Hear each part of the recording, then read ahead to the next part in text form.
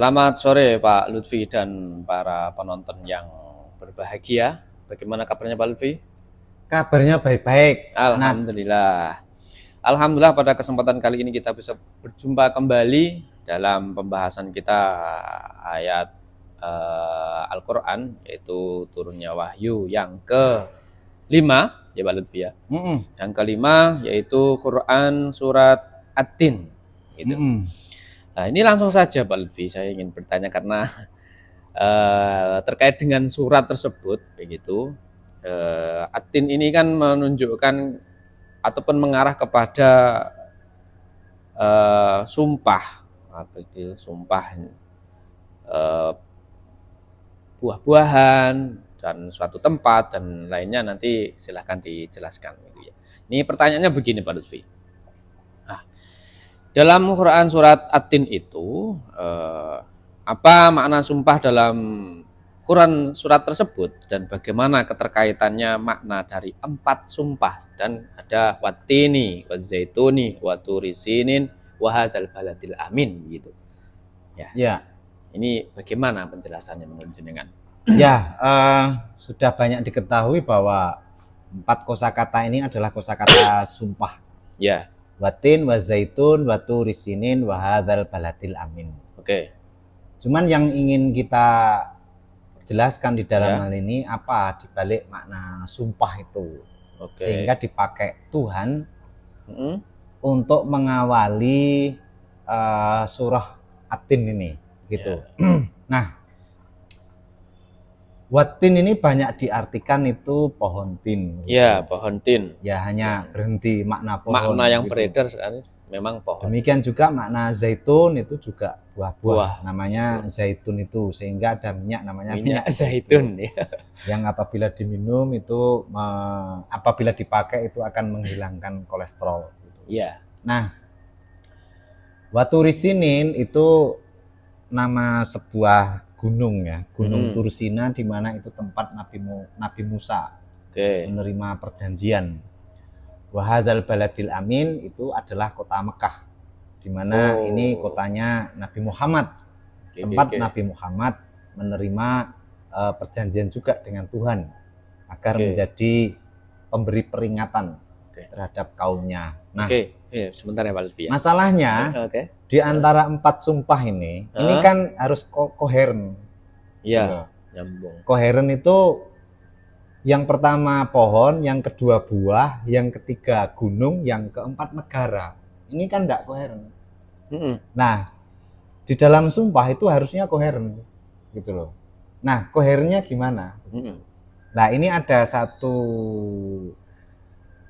buku itu yang ditulis oleh Al-Khimawi.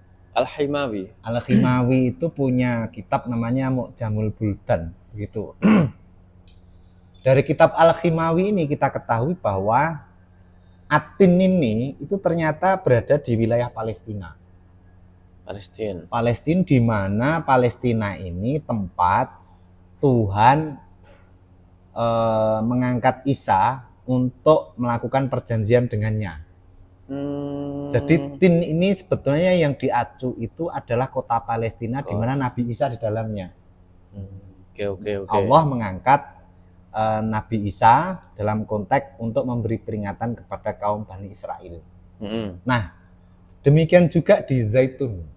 Nah, Zaitun ini sebetulnya juga sebuah tempat yang berada di wilayah Syam, di mana di wilayah Syam ini Tuhan mengangkat perjanjian dengan Nabi Ibrahim. Begitu. Lalu kemudian Tursina ini adalah nama gunung atau tempat juga di mana Tuhan mengambil janji atau melakukan perjanjian dengan Nabi Musa alaihi salam. Lalu kemudian wahadzal baladil amin itu adalah Mekah, di mana Tuhan mengangkat Nabi Muhammad atau melakukan perjanjian dengan Nabi Muhammad untuk memberi peringatan kepada kaumnya. Nah, jadi 4 hal ini mewakili 4 nabi. 4 nabi di mana Tuhan sama-sama mengangkat mereka untuk memberi peringatan kepada kaumnya. Jadi secara otomatis Tuhan mengangkat 4 nabi yang dipakai untuk mengawali surah ini. Begitu loh. Ya, Atin itu Nabi Isa, Zaitun itu Nabi Ibrahim, Tursina itu Nabi Musa, dan Wahadzal baladil amin itu Nabi Muhammad. Jadi ada Isa, Ibrahim, Musa, Muhammad. Nah, begitu. Jadi di balik sumpah ini ada 4 nabi. Nah, begitu. 4 nabi ini cukup masyhur dan dikenal di orang-orang Arab. Sehingga orang Arab baik orang Arab yang ada di Mekah atau orang-orang yang ada di Madinah dengan 4 nabi ini tidak asing ya. Nabi Isa itu juga banyak dianut oleh orang-orang di Mekah gitu. Misalnya ada Kristen di Mekah itu namanya Kristen Koliridian. Kayak nama Kristen Koliridian ini banyak diikuti oleh perempuan-perempuan Mekah begitu. Perempuan-perempuan Mekah cukup banyak mengikuti. Jadi jamaahnya paling banyak para perempuan. Jadi Kristen yang jemaatnya paling banyak perempuan itu Koliridian. Gitu. Nah, Zaitun ini adalah Nabi Ibrahim. Ya. Nabi Ibrahim itu bapak monoteisme gitu. Bapak monoteisme di mana seluruh nabi itu berasal darinya. Gitu. Mulai dari Nabi Ibrahim ke bawah tentunya. Kalau Nabi Nuh, Nabi Adam tidak. Karena itu di atas Ibrahim. Ya. Lalu Tursina atau Nabi Musa ini banyak dianut oleh orang-orang Yahudi. Dan Yahudi juga banyak yang berkunjung ke Mekah terkait di musim-musim haji itu. Nah, lalu kemudian Hadzal baladil amin ini tempatnya Nabi Muhammad. Di mana Nabi Muhammad itu tempatnya di wilayah Mekah Al-Mukarramah. Makanya disebut baladil amin itu, negara yang aman. Jadi ada 4 nabi. Makanya ini kok Tuhan melakukan sumpah begitu. Sumpah itu harusnya dengan orang-orang yang mulia. Kan begitu. Enggak boleh kan sumpah dengan menggunakan sesuatu yang tidak mulia. Misalnya atas nama sampah gitu kan, sampah bukan tempat mulia. Ya, atas nama begitu. tin. Nah, makanya 4 orang ini Isa, Ibrahim, Musa, Muhammad ini 4 orang mulia. Makanya sumpah memakai nama-nama yang mulia dilakukan oleh Tuhan dalam konteks mengawali surah ini karena sangat genting. Gitu. Itu ada enggak sumpahnya apa itu? Masing-masing kan berbeda ini ya? Atau sumpahnya itu sama, isinya itu, perjanjian mereka itu, ada enggak? Perjanjiannya di para nabi itu ya menjadi rasul itu. Menjadi rasul itu. Utusan Tuhan diangkat di lokasi-lokasi ini. Begitu. Oke. Itu diawali dari Isa itu ada enggak penjelasannya? Tidak dari yang paling tua kan Nabi Ibrahim dulu itu ada enggak? Apanya? Mulai ayatnya kan. Yang kalau tadi kan dikatakan Nabi Isa, Nabi Ibrahim, kemudian Nabi Musa, terus Nabi Muhammad. Ini kan kalau diurutkan kalau semua perjanjiannya itu ya 10 perintah Tuhan. Itu. 10 perintah Tuhan. Artinya 4 nabi ini perjanjiannya 10 perintah Tuhan ini ya? Iya, sama. Kalau Nabi Muhammad perjanjian 10 perintah Tuhan itu ada di surat Al-An'am. Oke. Ala tusriku bihi syai'a wa bil walidaini ihsana wa la taqrabu zina wa la taqrabu malal yatim illa billati hiya ahsan dan seterusnya. Itu sama dengan yang ada di nabi-nabi sebelumnya. Lantas ini bagaimana makna jawab qasam yang berbunyi laqad khalaqna, ini kan ayat terusannya kan? Laqad khalaqnal insana fi ahsani taqwim. Ya. Sungguh kami telah menciptakan manusia itu sebaik-baiknya kan begitu kan? Sebaik-baiknya ini persepsinya banyak orang itu manusia itu ada akal, ada jasad. Sementara hewan itu tidak ada akal, hanya jasad. Malaikat itu hanya akal, tidak ada jasad dan seterusnya kan begitu. Betul. Sehingga takwim itu dimaknai komposisi begitu. Kebanyakan pemaknaannya seperti itu. Nah, kalau menurut saya tidak. Oke. Bagaimana ini penjelasannya? Kalau menurut saya tidak. Nah, untuk memaknai ini begitu. Saya tergelitik untuk memulai dulu dari fama yukadzibuka ba'du biddin. Fama Itu di ayat ke-7. K-nya ini ke siapa? Oh begitu. Ya. Harus dimulai dari situ ya. Apa yang membuatmu mendustakan agama ini? Bukankah Allah itu sebaik-baik hakim? Nah, K ini kepada siapa? Tentunya bukan Muhammad kan? Tentunya bukan Nabi Muhammad, enggak mungkin kan? Iya. Nabi Muhammad mendustakan enggak mungkin, itu mustahil. Iya. Lalu K ini kepada siapa? Nah, dalam beberapa versi tafsir begitu, K ini mengacu kepada Walid bin Mughirah. Nama person berarti? Nama person. Walid bin Mughirah pada waktu ini itu usianya sudah sangat renta gitu ya. Sudah sangat renta, di mana Walid bin Mughirah ini orang yang sangat berpengaruh. Walid bin Mughirah itu bapaknya Khalid bin Walid itu loh. Oh, Khalid bin Walid yang nanti menjadi panglima perang di masanya Abu Bakar As-Siddiq ketika menumpas gerombolan kaum murtadin yang ada di Yamamah, sama ekspansi ke wilayah Hiro sama ke wilayah Arab Utara. Lah itu komandan perangnya si Khalid bin Walid. Itu muslim gitu ya. Muslim. Nah, Walid bin Mughirah ini bapaknya Khalid bin Walid gitu loh. Jadi anaknya aja sebegitu hebat gitu loh. Ini tentu maaf lah, ambil dulu. Iya. Ini karena dari bapak yang hebat dan sangat berpengaruh. Lah, Walid bin Mughirah ini sebelum kemunculan Abu Jahal sebagai tokoh penentang utama Nabi Muhammad di Mekah. Dan sebelum Abu Sufyan juga sebagai tokoh utama penentang Nabi Muhammad, itu kedua suku ini, gitu ya, suku Bani Makhzum sama Abu Sufyan ini. Ini patronnya kepada Khalid bin Walid ini. Oh, malah gitu ke Walid ini. Sebelum Abu Jahal ini loh ya. Sebelum Abu Jahal muncul sebagai tokoh utama, maka tokoh utamanya adalah Walid bin Mughirah. Anda ingat enggak ketika orang Arab sedang mengalami krisis, ketimpangan ekonomi pada pertemuan kita pertama? Ingat masih. Di mana pada waktu itu banyak orang Mekah yang miskin-miskin atau mustad'afin itu mencuri barang milik orang kaya. Sehingga orang kaya itu menetapkan hukum potong tangan. Nah, yang menetapkan itu Walid ini. Gitu loh. Oh, begitu. Jadi Walid ini saking berpengaruhnya sampai punya kuasa untuk membuat hukum, berfatwa itu ya. Membuat hukum yang itu diacu oleh orang-orang Quraisy Mekah. Dan hukum itu dilaksanakan pada waktu itu atas statement dari Walid bin Mughirah ini. Jadi di dalam hal ini Walid bin Mughirah ini orang yang sangat berpengaruh dalam Quraisy Mekah pada konteks waktu ayat ini turun. Lah, fama yukadzibuka ini mengacu kenapa kamu mendustakan Muhammad ini.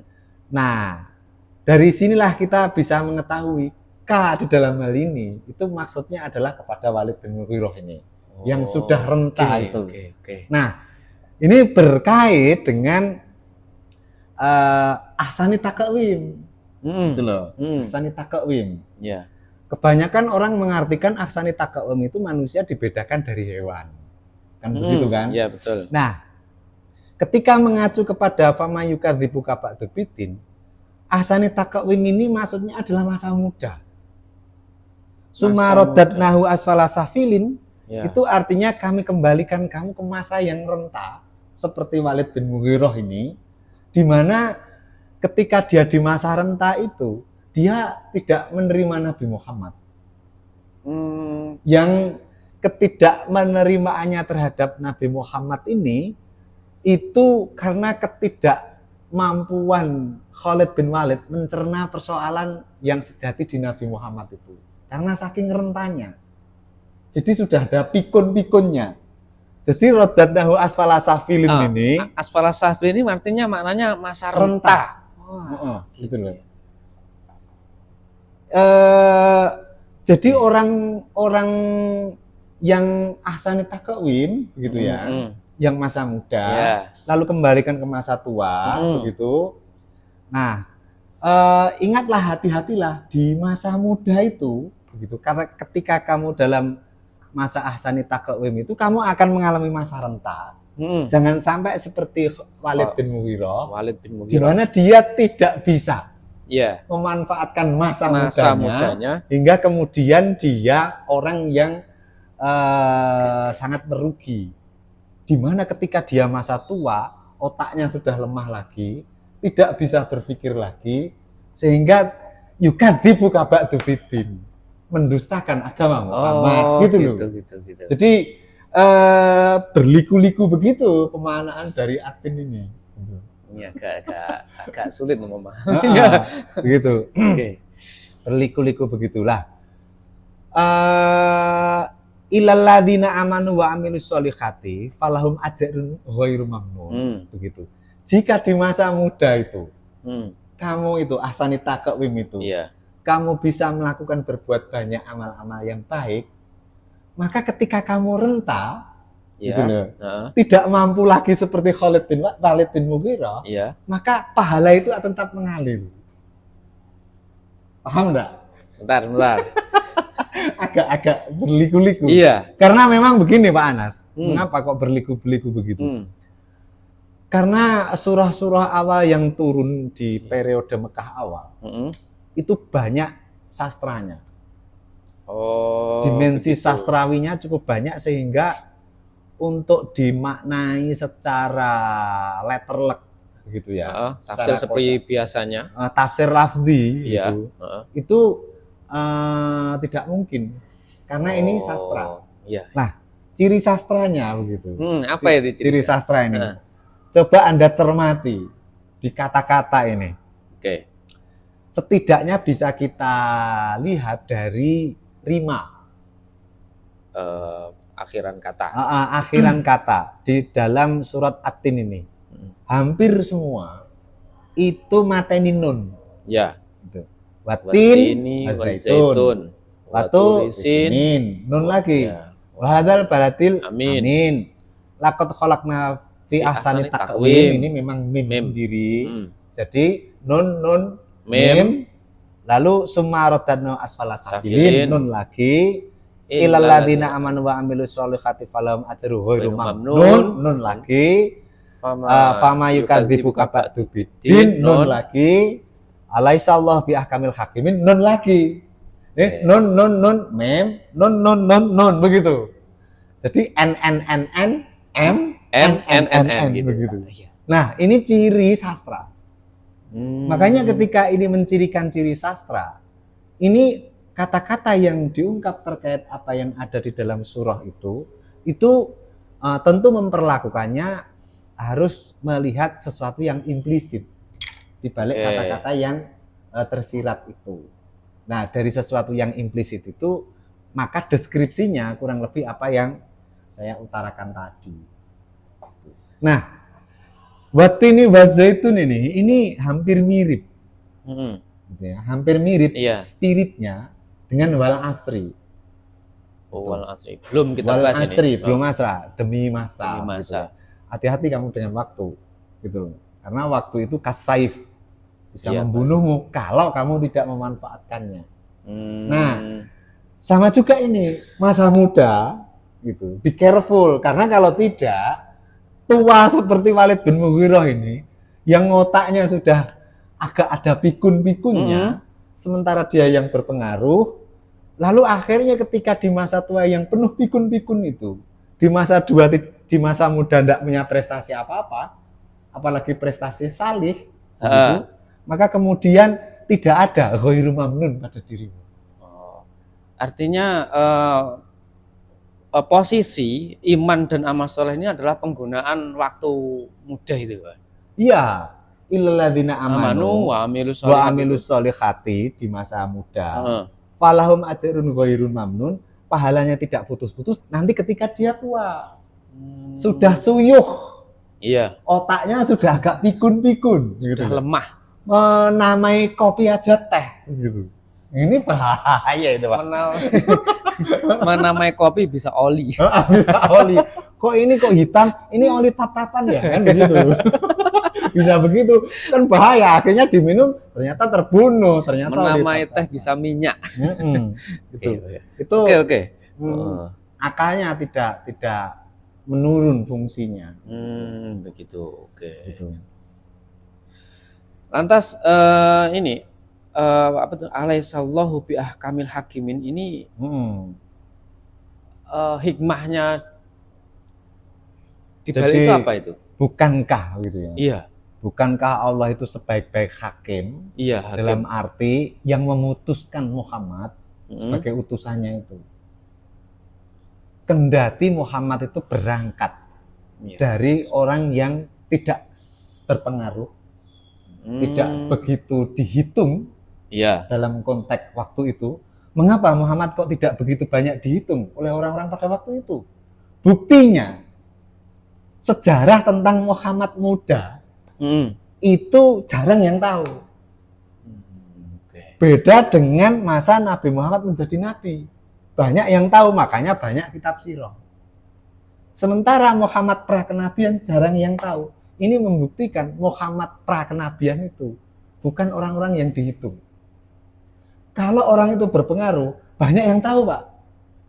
Oh, iya kan? Iya, betul. Banyak yang tahu, banyak yang nulis, banyak yang memberitakan. Loh, masa Nabi Muhammad kan hanya global. Ibunya meninggal ketika dia umur sekian. Bapaknya meninggal ketika dia belum lahir. Lalu diajak Abu Thalib ketika dia pergi ke Syam untuk berdagang. Menikah dengan Siti Khadijah. Sudah selesai. Tambahan mungkin bertapa di Gua Hira. Mungkin udah itu aja. Lebih dari itu misteri. Ini menunjukkan orang itu kalau tidak terkenal, enggak ada yang tahu. Masih tenggelam. Nah, Tuhan justru mengangkat Nabi Muhammad yang tidak ada orang yang tahu, tidak berpengaruh. Kenapa kok tidak Walid aja? Kok yang tidak memiliki pengaruh tadi ya? Kok tidak Abu Lahab aja? Abu Lahab itu cerdas loh. Iya. Cerdasnya, cerdas gitu aja lah. Cerdasnya banyak. Ini kalau dideskripsikan itu. Kok tidak kepada mereka ini? Justru kepada orang-orang seperti Nabi Muhammad. Berpengaruh enggak, masyhur enggak, anaknya orang kaya enggak, mustadafin iya, begitu. Nah, yang mana tidak memiliki tanda-tanda dan tiba-tiba muncul. Tapi Tuhan memilih mereka, memilih Nabi Muhammad, itu karena bi'ahkamil hakimin. Gitu loh. Bi'ahkamil hakimin. Sebaik-baik zat yang memutuskan. Ya memang ini, begitu. Jadi pilihan Tuhan ternyata terbukti. Terbuktinya di mana setelah Nabi Muhammad wafat, kesuksesan risalah yang dibawanya itu luar biasa, sehingga Arab itu bertransformasi, yang awalnya itu kehidupannya suku berubah menjadi beradab. Minaz zulumat ilal nur. Walaupun itu tokohnya orang-orang yang seperti Nabi Muhammad yang tidak berpengaruh tadi. Nah, ini ditolak oleh Walid bin Mughirah. Yang mereka ini suyuh, akalnya sudah menurun begitu. Yang sudah ada pikun-pikunnya begitu. Yang kamu itu akalnya aja sudah menurun, gimana? Kamu ini bisa melihat Nabi Muhammad sebagai pembawa kebenaran. Maka saya Tuhan inilah apa ini? Alaihissallahu bi'ahkamil hakimin. Bi'ahkamil hakimin. Iya. Saya sudah mutlak. Udahlah, terbaik dia. Alaihissallahu bi'ahkamil hakimin. Nah, begitu ya. Jadi di dalam konteks ini satu peringatan ya sebetulnya. Be careful dengan masa ahsani taqwim. Masa muda. Masa muda. The young people. Young people itu. jangan sampai menyia-nyiakan di masa muda itu, sehingga kamu ketika asfala safilin, karena masa mudamu penuh prestasi, maka ketika asfala safilin ini prestasimu akan kamu nikmati tetapnya nanti di masa Di hari tua. di hari tua itu. Begitu kira-kira pesannya. Pesan Jadi ini dari ayat itu seperti itu ya. Pesannya seperti itu, sehingga orang-orang di Mekah pada waktu itu yang masih Quraisy, masih Badawah, ini loh contoh Walid bin Mughirah ini orang yang tidak asani takwim, yang rodakno asfala safilin. Be careful kamu pengikut orang-orang yang Quraisy Mekah yang usianya muda-muda gitu. Jadi ke sana gitunya. Artinya pesan ayat ini memanfaatkan masa muda, di mana nanti akan kau petik di masa tua. Di masa tua, gitu. Jangan sampai kau lewatkan masa-masa itu. Jangan sampai kau lewatkan masa-masa itu seperti dilewatkannya Walid bin Mughirah itu. Begitu. Oke. Pesan kepada orang-orang beriman di Mekah itu. Jadi begitu ya. Meskipun di awal agak belum bisa menangkap karena tidak berurutan tadi, tapi kita bisa menangkap sebuah pesan di mana ayat ini menjelaskan bahwasanya pemanfaatan masa muda dengan sebaik mungkin amilus sholihat itu tadi, supaya nanti kita bisa memetik di masa tua itu. Oke. Tidak seperti Walid bin Mughirah. Tidak seperti Walid bin Mughirah, begitu prestasi di masa muda juga tidak punya kebaikan. Ini di masa tua giliran nurun-nurun otaknya, mutus-mutusin. Ini Muhammad ini tidak tepat ini. Tadi yang memutuskan hukum potong tangan tadi? Walid bin Mughirah ini pra-Islam ya. Oke. Gitu. Artinya kan memiliki prestasi prestasi kejahatan gitu. Prestasi kejahatan loh Pak itu. Ya, artinya langsung sepihak mencuri potong tangan gitu potong tangan begitu. Prestasinya prestasi kejahatan. Yang itu dia nikmati di usia tua jahatnya itu. Begitu. Oke. Malah kebalik ya ini. Iya. Kalau Walid itu malah kebalik ya. Malah kebalik. Dia berprestasi di masa tua, masa muda enggak ada. Prestasinya prestasi kejahatan loh ya. Oh iya. Prestasi kejahatan di masa tua, menikmati prestasi kejahatan itu dengan diolok-olok ini loh. Yukadzibuka. Maka Allah menuju ke Walid ini Walid ini. Ini Walid bin Mughirah itu. Oh, ternyata seperti itu. Tapi kalau di dalam tafsir itu kan kayaknya tidak ke situ loh. Ya, kemana? Ada yang mengatakan ke ke Muhammad, ada yang mengatakan ke orang begitu saja. Nah kalau ke Muhammad tidak mungkin dong. Fama yukadzibuka ba'du biddin. Maka kan apa Muhammad yang membuatmu mendustakan? Iya. Masa Nabi Muhammad mendustakan kan tidak mungkin. Gitu. Ya, masuk akal itu Pak. Masuk akal. Iya. Ke Walid bin Mughirah. Walid bin Mughirah ini. Tokoh yang sangat pengaruh, punya prestasi, cuma prestasinya prestasi kejahatan. Oke. Apalagi? Nabi Muhammad ini ada satu tulisan ya yang ditulis oleh Montgomery-Watt itu. Montgomery-Watt itu menulis, kalau nggak salah ingat itu judulnya adalah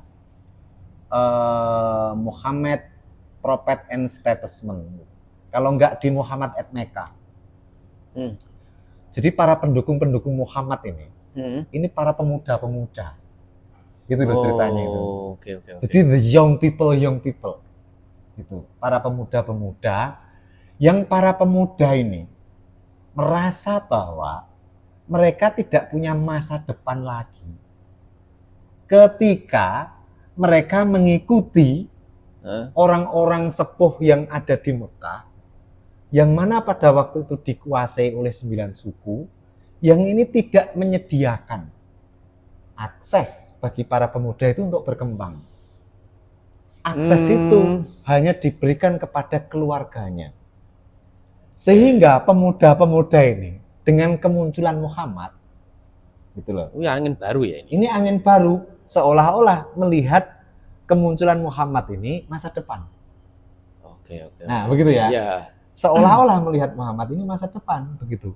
Makanya kemudian orang-orang yang mendukung Nabi Muhammad itu orang yang masih muda-muda. Kemudian yang kedua itu banyak dari mustadafin yang muda-muda. Yang kemudian yang ketiga orang-orang budak yang muda-muda begitu. Oh gitu. Jadi makanya illalladzina amanu wa Wa amilus amilus solihati falahum ajrun mamnun. Komunitas Nabi Muhammad, orang-orang beriman yang muda-muda ini, mereka nanti di masa tua pahalanya tidak putus-putus. Gitu loh. Karena di masa muda punya prestasi hebat. Salah satunya mendukung proses revolusi yang dilakukan oleh Nabi Muhammad ini. Berarti illallazina amanu ini menjaga manusia itu sebagai ahsani takwim tadi. Iya, gini. Gimana? Kecuali orang-orang yang beriman, yang orang-orang beriman ini ada di kelompok Nabi Muhammad, yang mereka muda-muda, yang mereka itu nanti ketika masa tua seperti tuanya Walid bin Mughirah, betul, itu ajarun ghairu mamnun. Oh, ajarun ghairu mamnun. Oke. Tidak rodat nahu asala safilin. Yang pikun-pikun begitu kan, yang tidak punya prestasi di masa muda, sehingga ketika di masa tua ya akhirnya enggak berkembang atau mengalami kerugian itu, mengalami penurunan dalam berpikir dan merugikan begitu. Begitulah kurang lebih watin ini. Jadi satu warning kepada kelompok orang beriman yang muda-muda ini, yang warningnya Tuhan itu memakai sumpah 4 nabi. Memakai 4 Nabi Isa, Nabi Ibrahim, Nabi Musa, Nabi Muhammad. Ini yang menjadi pertanyaan saya itu, kok gak urut ngono, Pak? Apanya? Kan cara Nabi, misal ya, Nabi kan Nabi Ibrahim duluan. Kalau dari 4 ini ya, Nabi Ibrahim, Nabi Musa, Isa, Muhammad kan begitu. Ini kan konteks kosakatanya kan enggak urut. Enggak urut secara genealogi, tapi koheren. Oke, gitu ya. Koheren secara derajat. Gitu. Wattini, wazaituni, waturi sinin, wahadzal baladil amin. 4 nabi. Simbol bahwasanya ini sumpah kepada 4 nabi. Memakai 4 nabi yang mulia. Yang mulia. Yaitu Wattini Nabi Isa, Wazaitun Nabi Ibrahim, wa Turisini Nabi Musa, wa hadzal baladil amin Nabi Muhammad, yaitu Mekah itu. Iya. Oke. Ini sudah penjelasannya bahwasanya memakai Tuhan ini memakai 4 nabi yang mulia ini, di mana di situ di surat ini, surat At-Tin ini pesannya bahwasanya memanfaatkan masa muda itu tadi ya Pak Lutfi ya. Memanfaatkan masa muda ini sebaik mungkin, amalus sholihat begitu. Karena pendukungnya pemuda. Pemuda supaya di yang hari mereka tua, itu nanti di hari tua ajarun ghairu mamnun. Gimana Pak Lutfi, ini masih lanjut atau kan sudah selesai? Ya sudah. Kita pesannya kurang lebih tangkapannya seperti itu. Kita akhiri, kita ketemu lagi di lain kesempatan. Karena pembahasan ayat suci ini agak berat bagi saya. Agak berat karena kita lihat saja kronologinya, penjelasan tadi kurang begitu runtut seperti biasanya yang kita bahas. Dan apabila ada beberapa pertanyaan runtut Pak, runtut kan ngecelang penjelasannya. Lah karena kan untuk menyesuaikan narasi, maka kita ambil juga buku itu. Oke, maaf ya, itu kata beliau adalah runtut penjelasannya. Dan apabila ada beberapa pertanyaan ataupun para pemirsa itu belum paham terkait dengan penjelasan ayat suci ini, bisa ditanyakan di komen dan nanti akan kita tanggapi. Terus kita akhiri Pak Lutfi. Ya. Ketemu lagi di lain kesempatan. See you next time. Ya. Oke.